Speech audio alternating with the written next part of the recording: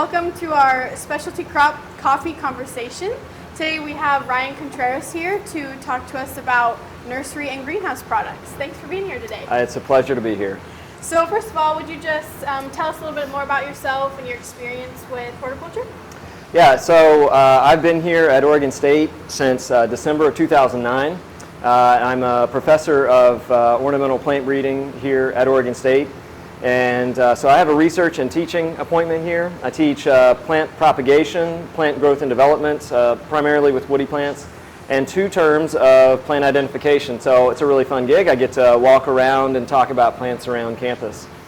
Before I was here, I did my PhD at the University of Georgia in horticulture, and then before that I conducted my master's and bachelor's at North Carolina State in Raleigh. Awesome. So how long have you been researching horticulture? So during my undergraduate, I knew that I wanted to work in nursery and be around nursery crops, and it's interesting. I was working at primarily an azalea nursery outside of Raleigh, and while I was there, the owner went on vacation, and while he was on vacation, I realized that it was all up to me to keep the nursery afloat. And that level of pressure and connection to the farm, I grew up farming, but that kind of turned me off of being a nursery grower. And so I started looking at other ways to be involved in nursery crops. And I was fortunate enough that during my last term as an undergraduate, I did an independent study project with Dennis Werner, who was a plant breeder. And I loved it. I really enjoyed the people that I was working with. The science was fascinating.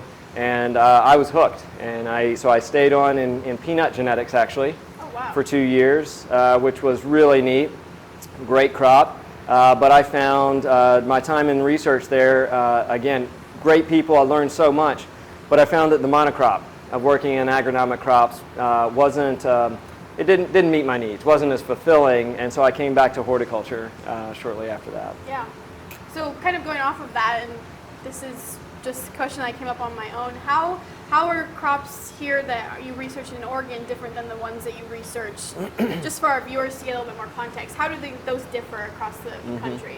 Yeah, so one of the things I tell students is taking plant identification classes. It will connect you to landscapes pretty much wherever you are in the temperate zone. I don't have a hard number, but a lot of what we grow here in Oregon, and both in our nurseries and in our home landscapes and commercial landscapes, is conserved. So you see a lot of the same plants, whether you're in Tifton, Georgia, or Raleigh, North Carolina, or Boston, Massachusetts, or Corvallis, Oregon. A lot of it is very similar. Now there are some crops. We're a really unique place here in Western Oregon, where we just are able. It's like we call it horticultural Disney World.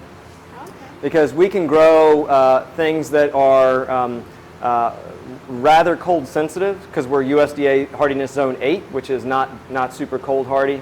But we can also grow things that require long winters.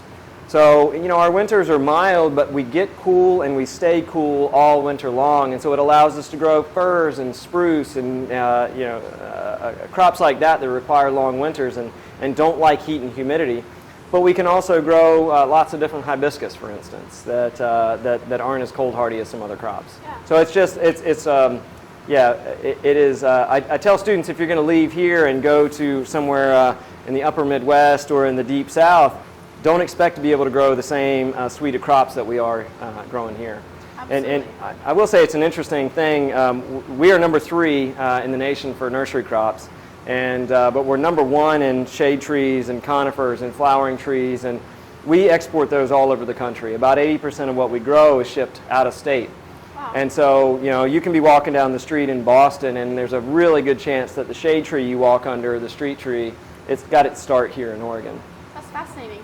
So if you were to give one piece of advice to a student or anyone interested in nursery and greenhouse crops or research, what would that advice be?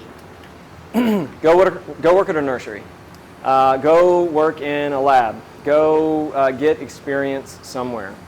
The one thing about working with professors, I think students can be intimidating, and I know I remember that it didn't always feel super easy to go approach a professor and tell them that you wanted to work with them. But I assure you that there's no professor is going to try to belittle you. We love it. I've spent the last 23 years working toward this. I love talking about this so much. I love nursery crops, I love being a professor, and I love working with students. And so I never turn down an opportunity to talk about it, to help try to get someone excited about it. And frankly, the same goes for growers. There is so much enthusiasm among growers to bring in another generation. You know, we're not like corn, cotton, soy, and wheat. In a lot of ways, the nursery industry is just now starting to mature. And there are, you know, the second and third generation growers are retiring now. And there is just amazing opportunities. So whereas it used to take you 15 years to start as an entry-level position and then transition to middle management, I've had students that left my program and within 2 years were head growers in propagation at large international operations. And so now is an amazing time to get involved with specialty crops, with nursery crops. We see every industry in Oregon related to specialty crops, and especially the nursery industry. We're growing like never before. And I'm especially excited. You know, we learned a lot during the Great Recession. And our growers are much more savvy now with their growth. I think we're going to see less ups and downs in our industry and more of a measured, steady growth. So I think now is an amazing time. So get involved. Go get a job. They're out there. Thank you. So why is horticulture, particularly specialty crops such as nursery and landscape plants, important to Oregon agriculture? Well, it's huge. Nursery and landscape, nursery and greenhouse is the largest ag sector. Dollars-wise, we're over $1.2 billion. It's a massive, massive industry. It employs lots of people, and of course, that $1.2 billion is just the farm gate value. The economic impact and the impact on livelihoods and on Oregonians and beyond is much more massive than that. It literally shapes our economy, and it also shapes everywhere we are.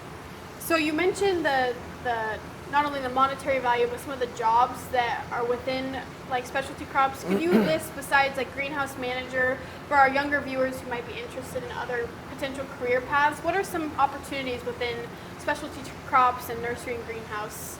Yeah, I mean, anything that you're interested in, there is a position for you in specialty crops, and particularly in nursery is a microcosm of that.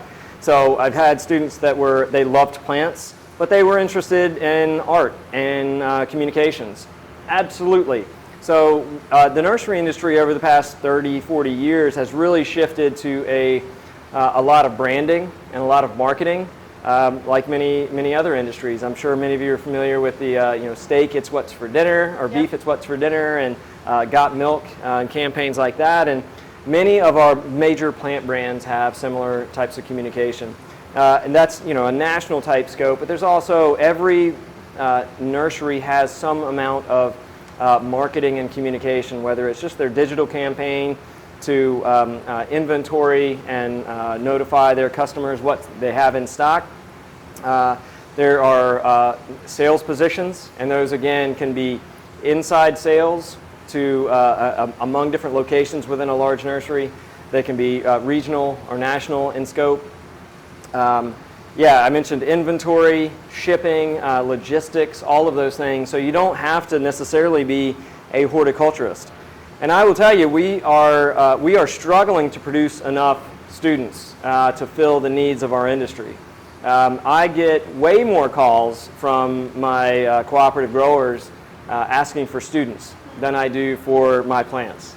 They are hungry for bright students that can solve problems.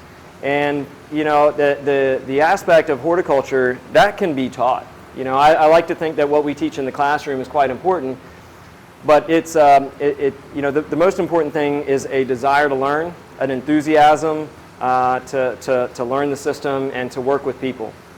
I will say the soft skills again, are far more important than somebody who knows something about auxin transport or the physiology of plants, is really secondary to being able to work with people. That is none of our students struggle with the horticulture. They come out and they're well qualified, but we definitely have had students that the managing and working with people there's some growing pains. Well, thank you so much for all of your insight and information today. We really appreciate you joining us for our specialty crop coffee chats. I love it. It's a pleasure. Again, anytime I can talk about nursery crops, specialty crops, horticulture, or Oregon State University is a great day. So go Beavs. Go Beavs.